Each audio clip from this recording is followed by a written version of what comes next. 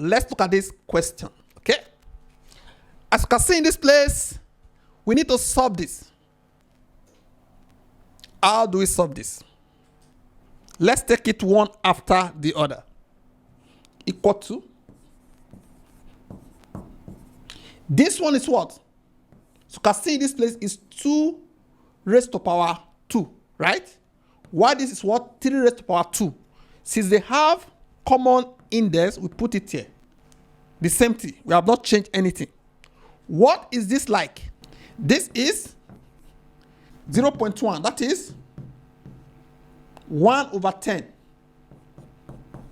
What is 1/10? That is 10 raised to power minus 1. Please, if you have not watched all the videos on indices and logarithm, and this seems difficult, it's because you are missing a link. Go and watch them. Okay? I'm saying this because of some comments few students dropped for me. Okay? Now, we come to this place now. I put 10 raised to power minus 1. Then we put this 10 here. Okay? Indices.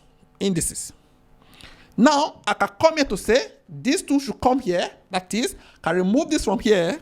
I put 2 here. You agree with me that this and this are the same now. Okay? Without putting all this again, this and this are the same. That is 1. So we have 2 remaining here. Multiply by, what about this? There's nothing we can do here now. They are not the same.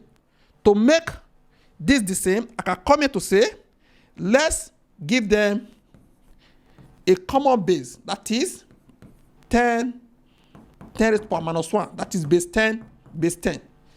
If I do this, which I've explained several times on how to change base, this is 1.